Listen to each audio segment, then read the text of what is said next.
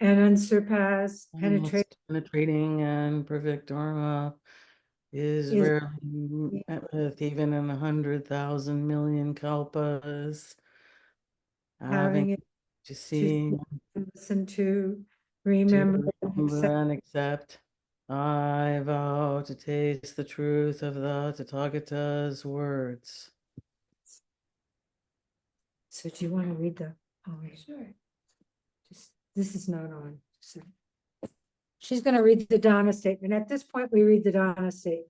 Is this all the way up? Okay. In Buddhism, when Zen practitioners share their understanding of the teachings and practice, it is offered freely as a practice of dana paramita. Dana is a Pali word that means generosity or to give freely, and this practice is done without expectation of getting something in return. This is the spirit of speaking about the Dharma. Other ways to practice dana is to offer support to those who share the teachings, to support places of spiritual practice, and to give without judgment or expectation when opportunities arise. Those who share the teachings at Great Tree do so on a dana basis. Please support their practice by giving what you can. You can either do this directly or through Great Tree, and we will pass it on to them. Did you get the letter from Quinn that asked for your PayPal information or how to send Dana? I did get that query, and I asked that any Dana be donated to hurricane relief. Oh, thank you. Thank Yeah. you. Yeah. Yeah. Keep it. And people can do that through Great Tree. Somebody asked me about sending some money, and I said, send it to me. I'll find somebody that needs it because I already know of people who need it. So, yeah. Keep it. Or I'll give it to, I'll give it to a good cause. Thank you very much. Of course. So I'm going to give a little introduction here, and it won't be what's on the script. Fine. But you can always look up Wakoh and find her all over the internet. So we first met because I think you were teaching at Duke, right? In North Carolina? I was in graduate school at Duke doing my PhD, and I was the first Buddhist chaplain at Duke. So I brought some Duke students. Right. And we had a really, really great day because Wakoh is a student of Akiba Roshi, who is a good friend of mine, but he's also a graduate of AHG of 10 years or so. He was at AHG. I know he was the assistant Eno at AHG. So I mean, he's got a lot under his belt, and now he's the head of American practice, not American practice, but anyway. Sōtō Zen of North America. North America, right? North American practice. He's called a Sokan. And so anyway, I practiced with him at Tassajara. He just happened to first come to the United States when I was at Tassajara, and so we were there together. And then he came to Minnesota Zen Center. And so I know him pretty well. So I kind of had a sense of what kind of training Wakoh might have experienced just by association. And so we had a pretty nice, rather intense chanting and sitting, and it was quite a nice thing. And we had a resident here at the time too, who was also about the same age as the students. So we got a picture of that, and I think it might be on the website pretty soon because. So anyway, that's my association with Wakoh, and that's where she fits into my world of Sōtō Zen, our world of Sōtō Zen. And thank you so much for coming. And she's going to talk about a subject that I'm really interested in, and that is badass women in Buddhism. So thank you. Oh, badass women. You forgot about that, didn't you? Is that what I said I was going to talk about? Yeah. So talk about it. No, oh my gosh, I totally prepared a different thing. Oh, okay. Well, that's fine. We're good with that. Badass. That's okay. I'll get you another time. Pardon me? I'll get you another time. So To now talk about the badass women? Yeah. That's right. I forgot that that's what I had told you. Well, usually someone makes a flyer and we send it to the person, but this time we had to, the person who makes the flyer doesn't have internet right now. Oh, I'm So, glad you have internet and electricity. yeah, I know. We're really some of the lucky ones. And we're alive too. Yeah. Yeah, I'm very grateful about that. Yes, badass women. I was asked to talk about some women in the Hebrew scriptures at a Christian church, and they were pretty impressive, very little known women. And so I have a little talk about them and also about Mahapajapati. Oh, I really want you to do that sometime. So we'll catch you next time. Yeah, please. I'd love to. But actually this time, I'd like to talk about birth and death. It seemed particularly timely. And, Yes. and I'd like to, I sort of for my text, I would like to offer the first paragraph of the Shushogi. Do you teach the Shushogi at all or use it? I'm only familiar with it from being in Japan in the monasteries, so I know. Okay, well, good. Then this will be new. Yeah, great. This is a great introduction. Yeah. So what I'm going to do is I'll read the opening paragraph, and then I'm going to talk a little bit about the historical context in which it was written. And then I'll talk a little bit more about what the text as a whole is about. And then I'll talk about why and how it's meaningful to me in my work as a hospice chaplain. That's what I'm doing now and have been doing for the last 6 years. So that's kind of my plan. So the first paragraph says the Shushogi, the translation of Shushogi is the meaning of practice and verification. And the first paragraph says, the most important issue of all for Buddhists is the thorough clarification of the meaning of birth and death. If the Buddha is within birth and death, there is no birth and death. Simply understand that birth and death are in themselves nirvana. There is no birth and death to be hated, nor nirvana to be desired.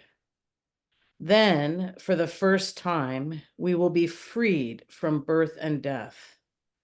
To master this problem is of supreme importance. So the Shushogi was published by the Sōtō Zen headquarters in 1890. And it consists of excerpts from Dogen's writings in the Shobogenzo.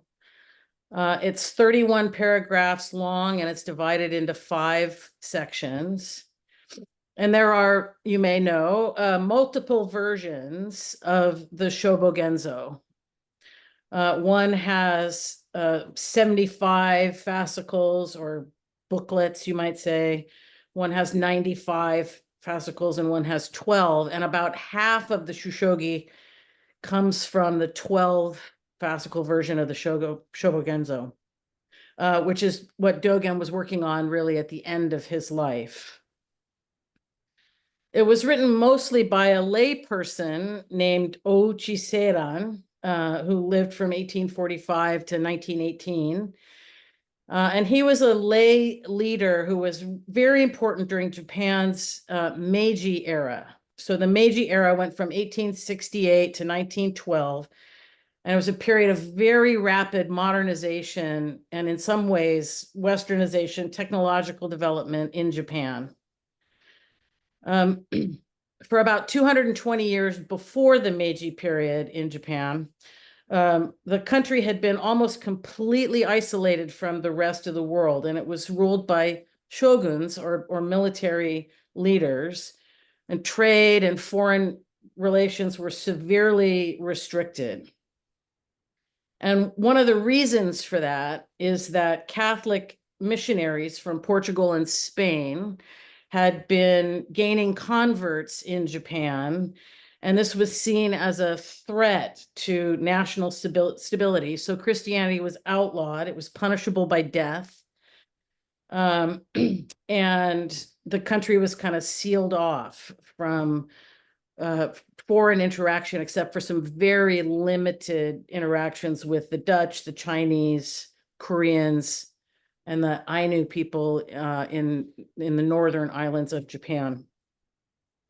The shoguns looked out and, saw that the Spaniards had conquered the Philippines, and they didn't want to have anything to do with any of that. So anyway, for 220 years, the country was ruled by these military leaders. And then in 1853, the American Commodore Matthew Perry sailed warships into Tokyo Bay and said, "You will trade with us or else," and threatened them with conquest, and kind of forced the rulers into a treaty. And then not long after he left, the shogunate was overthrown and the emperor was restored to power in Japan. And it was the Emperor Meiji.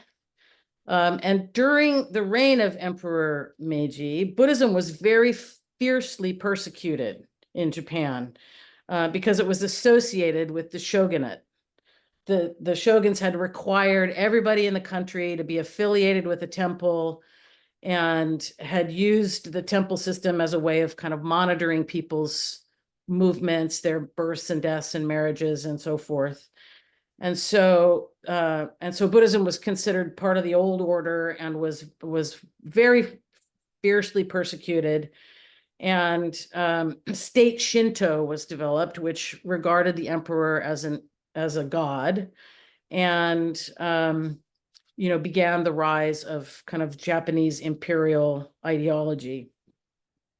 Buddhist temple lands were confiscated. Buddhist clergy, Buddhism was disestablished as the state religion, and Buddhist clergy were no longer required by law to keep their heads shaved, or to remain celibate, or to wear monastic robes, or to practice vegetarianism, all of which had been, governed by the state.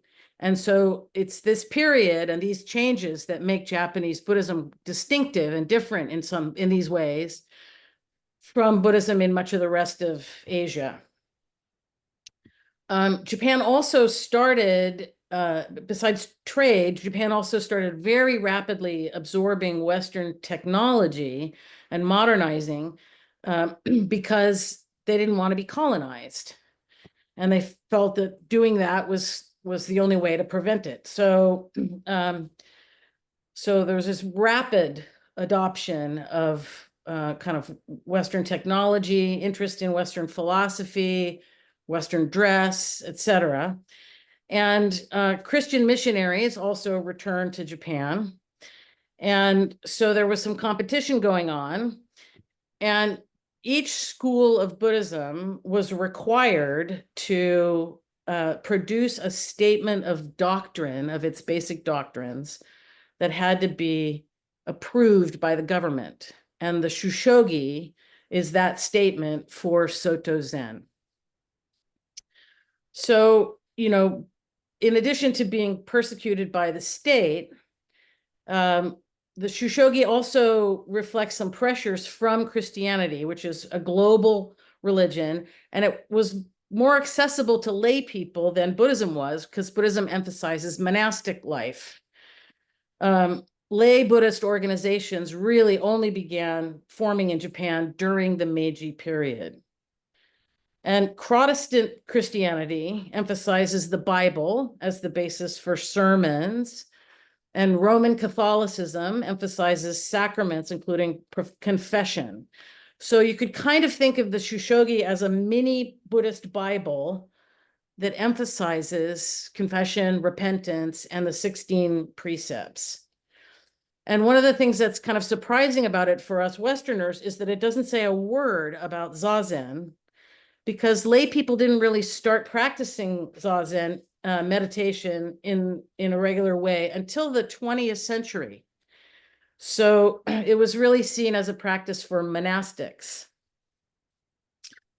So that's kind of the historical background of the text. And it has a number of themes. The first part is understanding the importance of birth and death. And I'll read the passage again in a minute. And then it emphasizes understanding the workings of karma, actions and their consequences.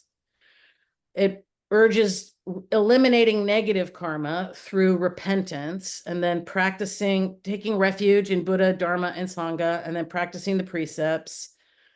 And then the Bodhisattva vow, the importance of giving, dana, kind speech, beneficial deeds, and cooperation, which it defines as recognizing that self and other are the same, recognizing that we aren't separate, identifying with others and not rejecting them. There's a line about the ocean doesn't discriminate about any of the water that comes into it.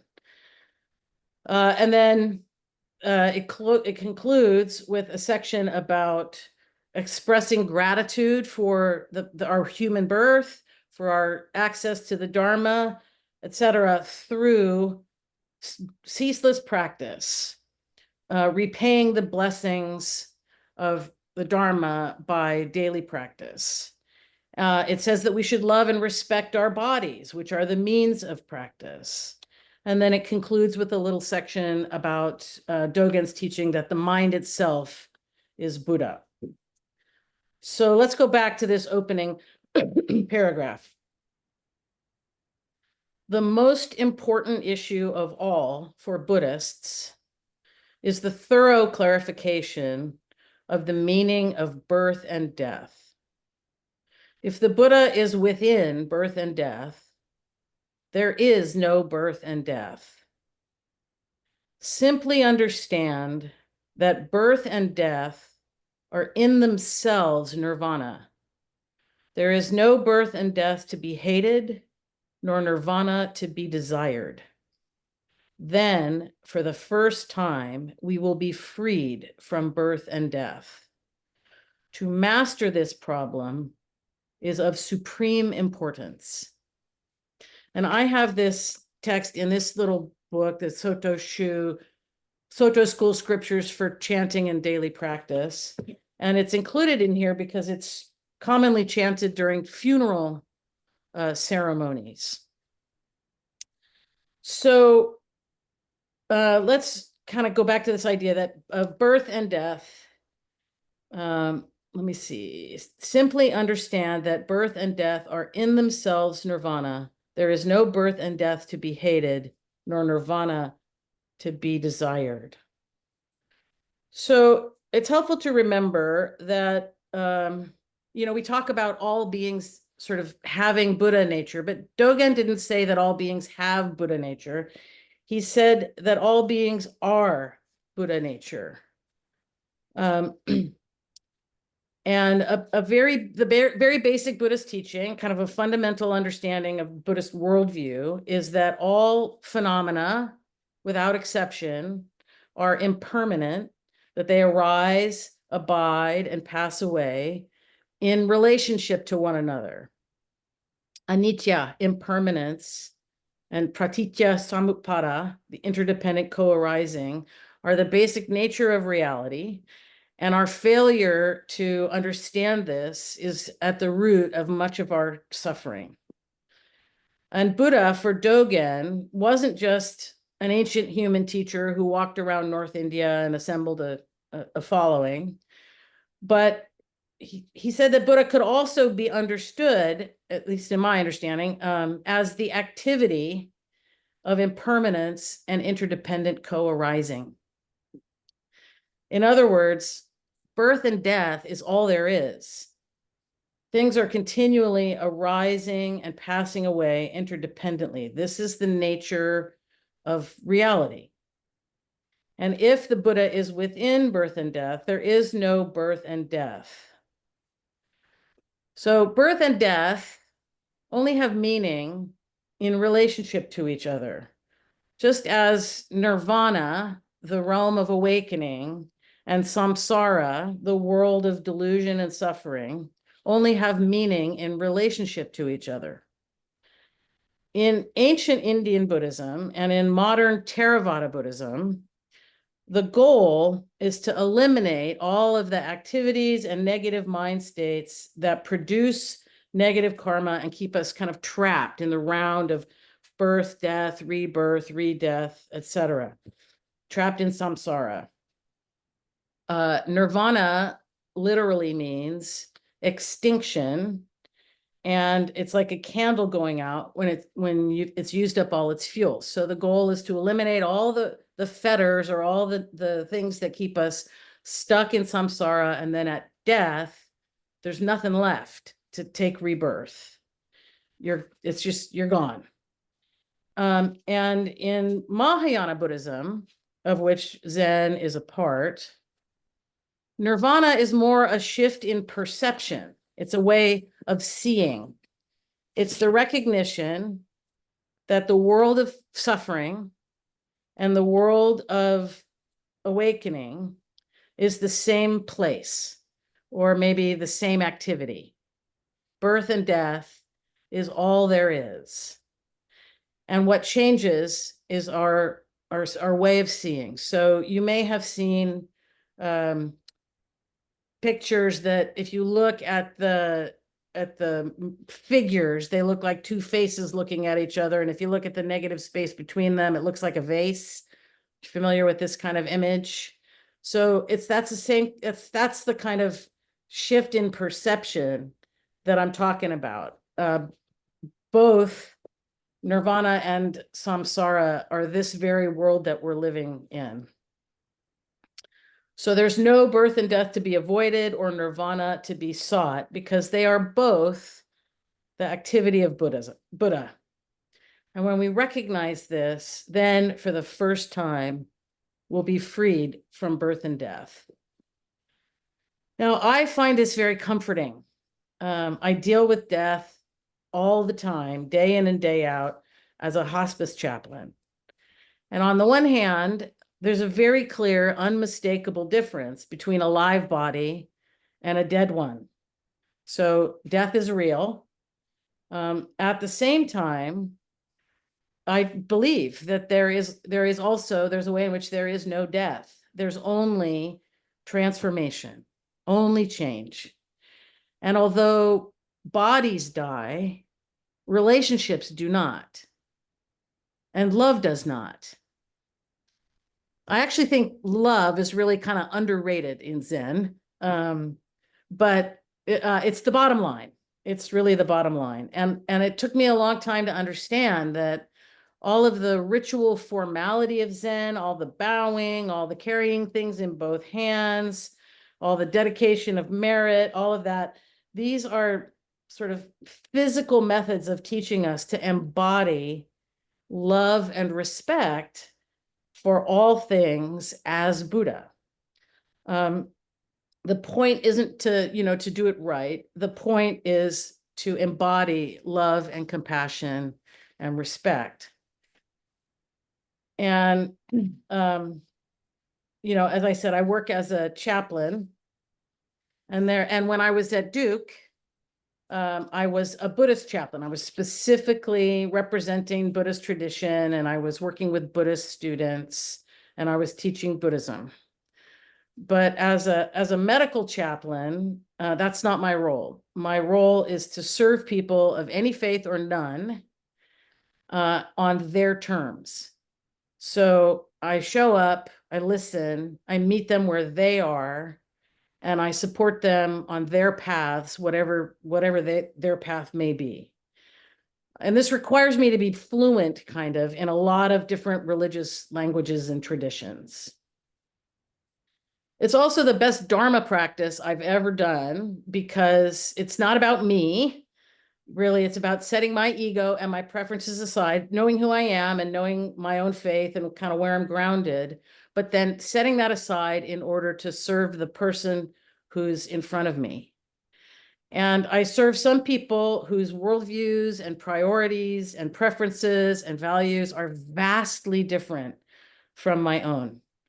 I've served some people who are openly racist, openly homophobic, fundamentalist Christians, people flying Trump flags, people I don't agree with. And what I find over and over and over again is that I have the privilege of bearing witness to their beauty and their kindness and love. I see that in so many ways they are not different from me. And, you know, when there's a catastrophe like the hurricane that just devastated Asheville, you know, we find, again, our common humanity. Apologies for my cat in the background. So my job is to love and support the person in front of me and do as much as I can to help them meet their death with a peaceful, loving, grateful heart, if I can. And so Asheville and many other places around the globe right now are dealing with catastrophic destruction. There are many losses to mourn. And the hurricanes are the karmic result of our addiction to fossil fuel and our greed and our failure to really recognize the ways that everything is connected. And I would say probably the same is true of war in the Middle East, et cetera. It's the karmic result of our enmity and our attachments and our clinging and our delusion. Our current political polarization is also rooted in our failure to understand that our lives are utterly, completely bound up with those that we see as other. Everything is Buddha, and everything is preaching the Dharma. So what should we do with this information? Well, the Shushogi says we should practice. We should practice taking refuge and being refuge. We should practice acknowledging and changing the behaviors that cause harm. That's avowing and taking personal responsibility for our ancient twisted karma. Practice the 3 pure precepts and the 10 grave precepts. Practice Zazen. Practice gratitude and love. I find my cat has a case of the zoomies, so she's tearing back and forth across my living room. My experience is that the people who meet death the most at peace are the ones who cultivate gratitude and love beforehand. And so I would encourage you to continue doing that so that you can help, so that you can meet your own death with more peace. And if Zen is good for anything, it should be good for helping us meet death with some equanimity. I think it's also helpful to keep in mind a little Buddhist sutra called the 5 Remembrances. I am of the nature to grow old. There's no escape from aging. I am of the nature to have ill health.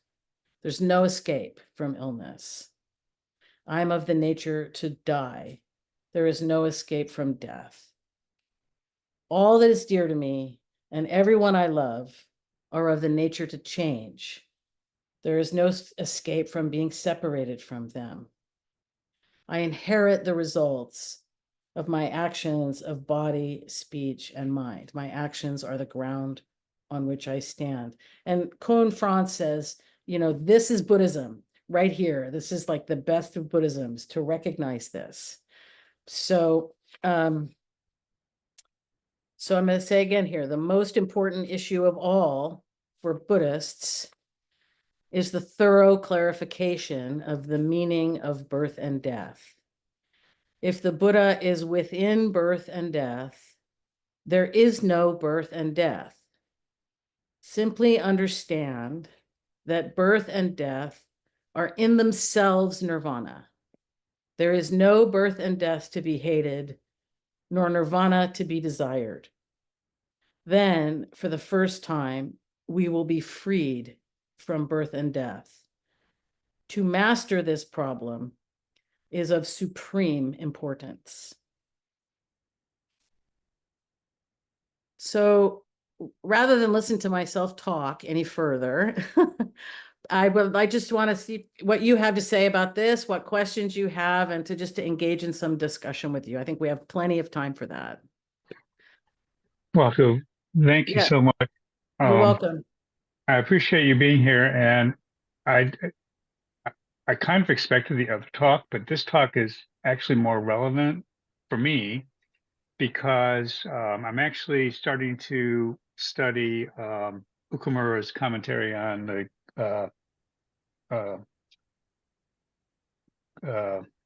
Genjo Koan. Mm-hmm. And I'm also in a study group studying Menzan's Jujuji Samadhi, or Samadhi. So that part of your talk was very relevant to me. But I also recognize at the end there that I feel like I'm prepared, or mostly prepared, for my own death. But as a chaplain in a hospice, how do you see preparing your loved ones for your own death? Because that's one of my biggest concerns, is helping my partner, my husband, prepare for my death, because he's quite a bit younger than I am, and likely I will first. So if you could speak to that, I would really appreciate it. Well, I certainly work with a lot of family members, and really, truly, I think that the most important things to cultivate are gratitude and love. And I remind family members of what I said a little bit earlier, that bodies die, but relationships do not. Love does not. And, you know, in my own life, I've lost both of my parents and 3 of my 4 siblings. And I still have relationships with those people. They're just different relationships. You know, I'm never separate from them, because they are woven into the very fabric of my being. I am who I am because of them. Right? And whatever love or goodness I have done in other people's lives continues to live in them. Right? So the key is to keep circulating all of that, you know, and that doesn't mean that we don't mourn, you know, that we don't grieve. The grief is the flip side of the love. You know, you don't get one without the other. And because everything is of the nature to change. So everything that we love, everything that we cherish is subject to change. Right? And so it's normal and natural to grieve. And I find it's helpful to distinguish between grief, which is the internal feeling of sadness, and mourning, which is the outward expression. And it's necessary to do the work of mourning over time in order to be able to transform the grief so that it doesn't go away, but our relationship to it shifts. And we can allow it to kind of accompany us. And, there's a wonderful poem by Naomi Shihab Nye, which I will see if I can bring up for you in a moment.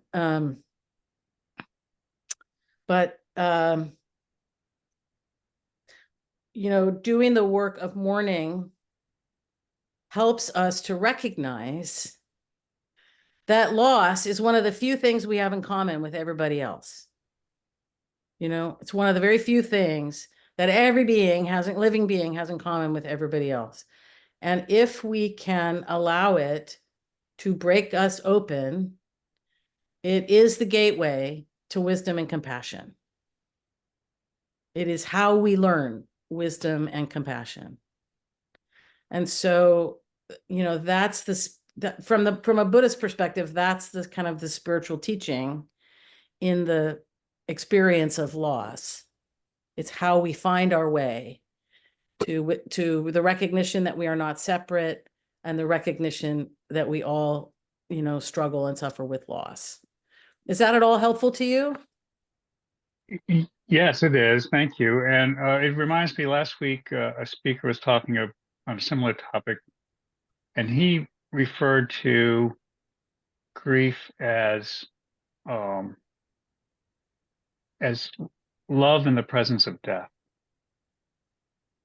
So I think that what you were saying was basically very similar to what he said. Is yeah. Thank you. Thank you very much. You're welcome. You're welcome. Let me read you this poem by Naomi Shihab Nye. I have to put the screen over my Zoom screen here, but she says, it's called Kindness. Before you know what kindness really is, you must lose things. Feel the future dissolve in a moment, like salt in a weakened broth. What you held in your hand, what you counted and carefully saved, all this must go so you know how desolate the landscape can be between the regions of kindness. How you ride and ride, thinking the bus will never stop. The passengers eating maize and chicken will stare out the window forever. Before you learn the tender gravity of kindness, you must travel where the Indian in a white poncho lies dead by the side of the road. You must see how this could be you, how he too was someone who journeyed through the night with plans and the simple breath that kept him alive. Before you know kindness as the deepest thing inside, you must know sorrow as the other deepest thing. You must wake up with sorrow. You must speak to it till your voice catches the thread of all sorrows and you see the size of the cloth. Then it is only kindness that makes sense anymore. Only kindness that ties your shoes and sends you out into the day to gaze at bread. Only kindness that raises its head from the crowd of the world to say, it is you I have been looking for, and then goes with you everywhere, like a shadow or a friend.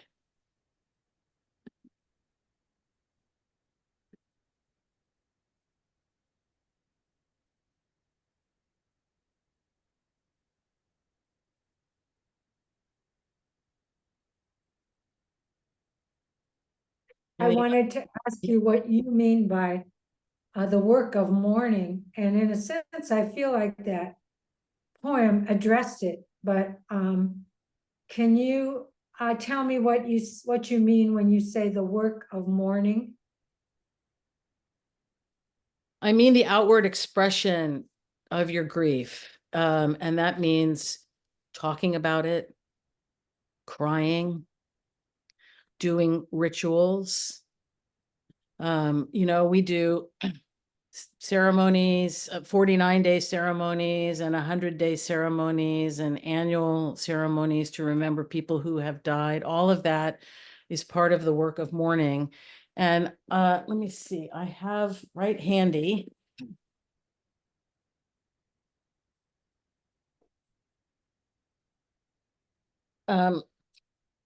a lovely book called Understanding Your Grief by a guy named Alan Wolfelt. He runs the Center for Loss in Colorado.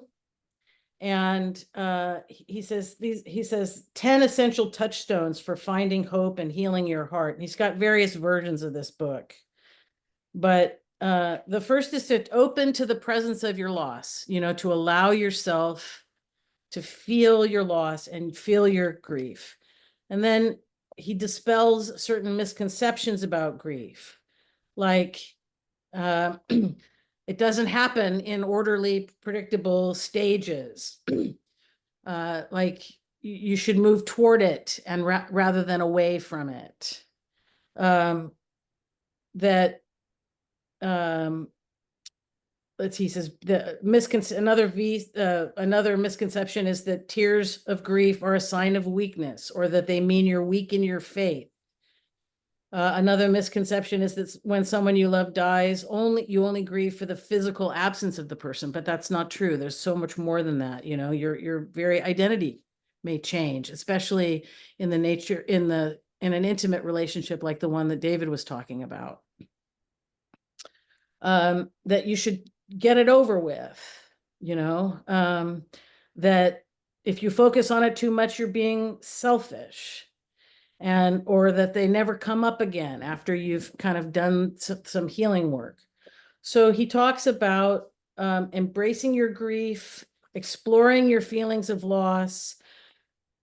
He calls the 6 needs of mourning are: acknowledge the reality of the death, embrace the pain of loss, remember the person who died, develop a new self-identity, find meaning, and let others help you. And then there are various ways to kind of nurture yourself, take care of yourself, reach out for help, and find some way to reconcile yourself to your grief, but it's never going to go away, you know. It doesn't get resolved, but we do learn to reconcile ourselves to it. We let it, as a friend of mine who lost her son said, you know, it has become her companion. It's not ruling her. It's kind of a companion that walks alongside her. As Naomi Shihab says in the poem, kindness, you know, accompanies you like a shadow or a friend. And that happens because you do the work of mourning.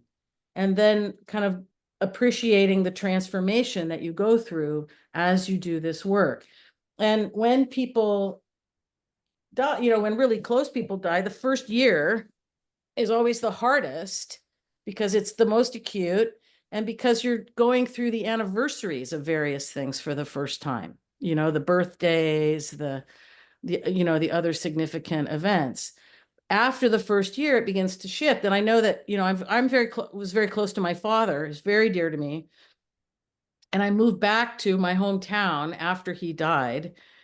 And for a long time, you know, driving around town, I would just have these pangs of grief because every place I went was a place that I had been with him, you know, and he had a major role in sort of shaping the history of the Napa Valley. And so this whole place in some way is his legacy. He was the county planning director and he implemented the agricultural preserve in the valley that made the Napa Valley wine industry possible. So I'm driving up and down the valley and I see his handiwork everywhere I look. And for a long time, that was just so painful, but eventually it's sweetened. I mean, it's softened and sweetened. And now it's like, oh man, my dad is everywhere. You know, I see him everywhere. I feel him everywhere. And it's a comforting, reassuring, kind of lovely feeling because he's never apart from me, no matter where I am. So, you know, I do think that ritual really helps. We're coming up on the Day of the Dead, right? In Mexican culture and in Philippine culture. And that's a wonderful expression. People build ofrendas or altars with pictures of their loved one, and they decorate them with flowers, and they offer all their favorite foods and beverages and have a celebration. And obon in the Japanese tradition is very similar. It's a way of kind of bringing out your grief, hanging out with it for a while, also celebrating the parts of the person that you love and the good things about them that you miss, and then kind of setting it aside for a year, another year. You know, you can kind of take it out and be with it, and then you can kind of put it away. Putting the names of people on the altar who have died and leaving them there for a while, and then burning them at the end of the year is another kind of a ritual part of the work of mourning. So all of these things kind of help us move through the process of grief. And I tend to think of grief as fluid. You know, it sometimes it maybe this is not the best analogy, you know, given the flooding in Asheville, but it wells up, it floods us, it's overwhelming, you know, and if we just allow it to come and move through us, then eventually it subsides and we are left kind of refreshed and purified in some way, you know. And if we avoid it and try to get away from it, it just gets stuck in our bodies, right? And makes us sick. So you know, just as Zazen and Zen practice are about turning toward our suffering, turning toward our mortality, and turning toward our grief, is the way to transform it into something that's useful, you know, for the greater good. Does that help? Yeah, thank you. Yeah. Thank you. Good question. Anything else? Anybody wants to say? There's a person, Kalyan. Are you there? Do you have anything you want to say or ask? Anna, did you want to say something? Yeah, Anna wants to say something. Okay. unless Kalyan had something, I can wait, I'm not pressed. Go ahead. Say again. Oh, okay. Can you hear me okay? Now I can. Okay, I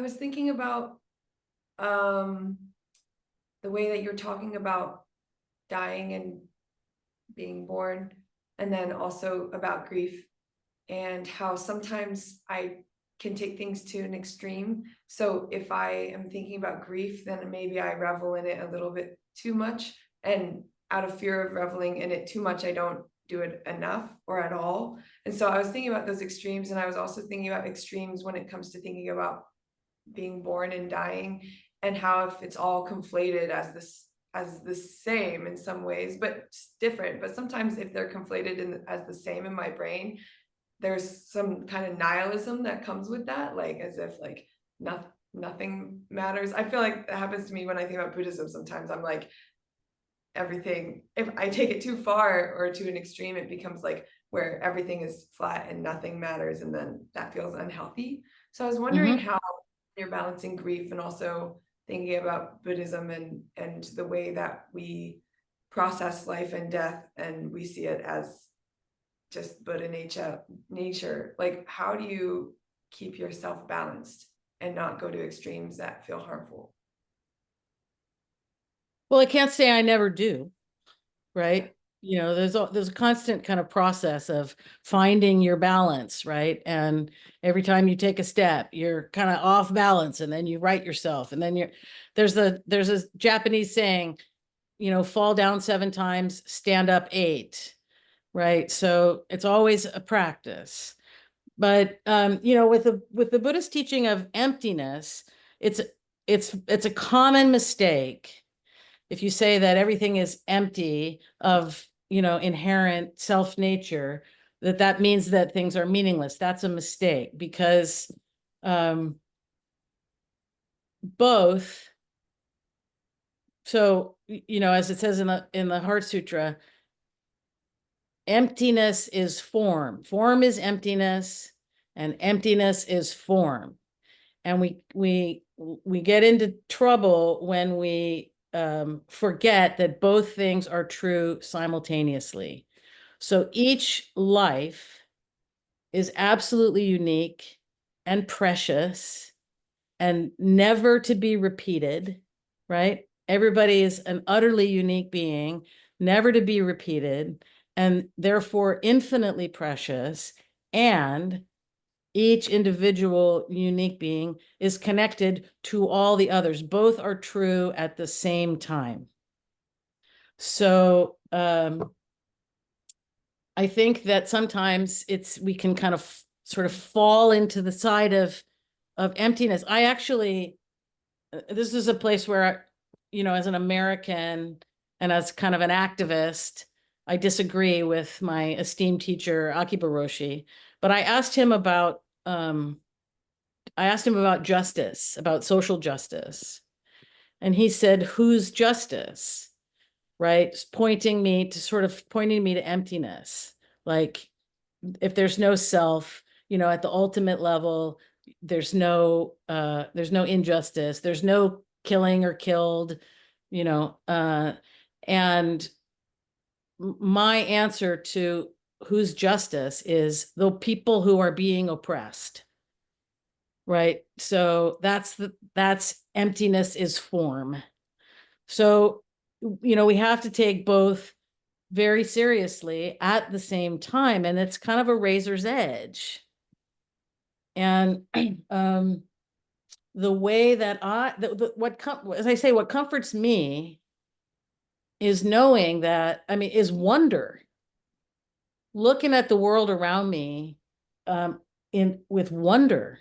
We've had some terrible flooding here. We also have earthquakes. We've had terrible fires, right? And they are awful. They're terrible. And out of all of that destruction, life also emerges. Things are always being born, just as things are always dying. New things are always happening. Little microbes are coming to life in volcanic vents at the bottom of the ocean. It's astonishing to me, and so I think cultivating your capacity for wonder and for joy is just as important as facing your grief and your sadness squarely. Is that helpful? Yeah, I think so. Thank you. Do you have anything else you want to say about it?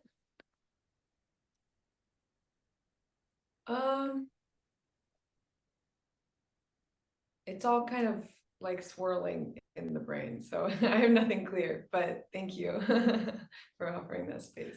It seems to me like that point that you make about that we're always going back and forth between the two is a really important thing that we need to remember, And one of the things that I used to say about the middle way is that it's what you glimpsed when you went from one extreme to the other. But I've completely changed my position on that. I feel like it's what you were talking about earlier, which is just a little shift of our perception, and what that is to me, it's a tiny little shift, but what it means is you have to let go of whatever it is you're hanging on to.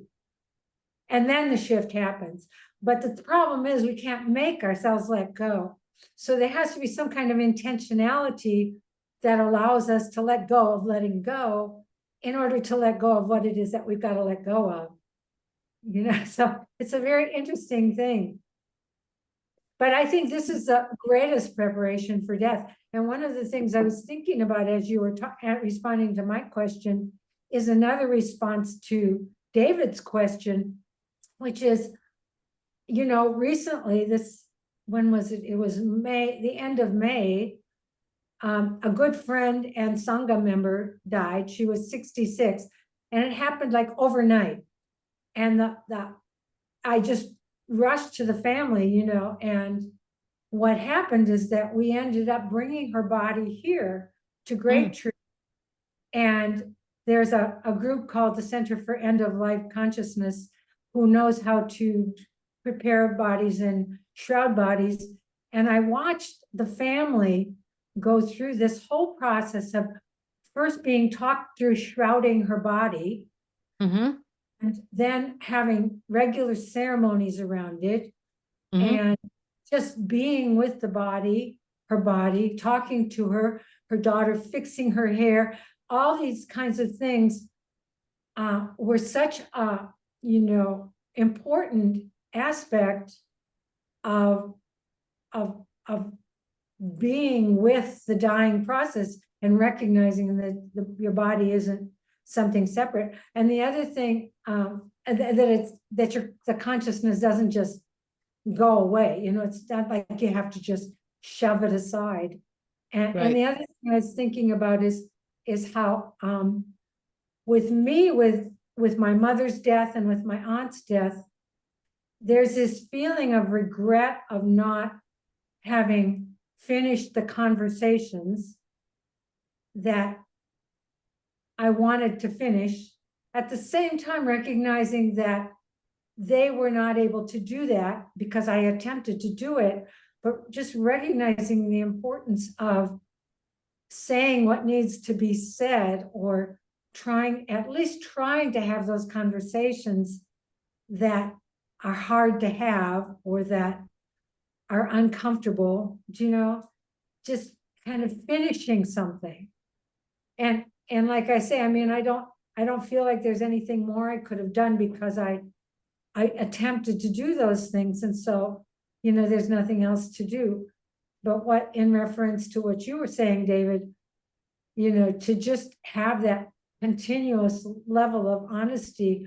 One of the things that I really recognize about Hidegiri Roshi's death, and I was there and went through the whole dying process with him for the entire year of his dying, is that from beginning to end, I left no stone unturned in terms of what I could learn from him. I was always present. I was always listening. I was always, you know, and it's the people who really grieve are the people who say, I should have been there more. I should have, received, not neglected this relationship.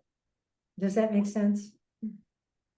Yeah, thank you. I think everything you described about the ritual of caring for this dead body, that's part of the work of mourning, you know. And Anna, I just was thinking also, you know, in Zazen, the mind wanders and we bring it back, and it wanders and we bring it back, and it wanders and we bring it back. I mean, it's the same process. Zazen is just a microcosm of our whole life. And so, you know, you fall into nihilism or despair, and then you come back, and then, you know, or you fall into attachment, and then you recognize it and you let go. And you're right, Tejo, you can't make yourself let go. That's for sure. There's after my father died, it took me about 6 months, but after about 6 months, I started keeping a journal, and I started every entry, "Dear Dad," and I wrote whatever it is I needed to say, you know, to my dad. And then after a while, it shifted to "Dear Mom and Dad," and then after a while, it shifted just into kind of regular journal entries. But that was part of my process of saying what I needed to say. My sister just died about 2 weeks ago.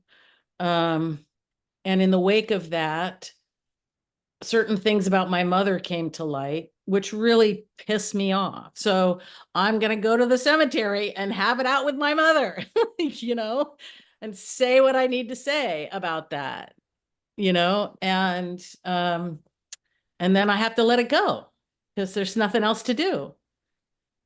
But yeah, I mean, I think you're right that there is still an opportunity for conversation with those that we have lost. I think that one of the things that you said is really key here, and that is recognizing what we're doing. When we get into nihilism, recognizing that we're there, and maybe not just expecting a quick switch, but being there with that and saying, what is this, you know? But the recognition is the shift.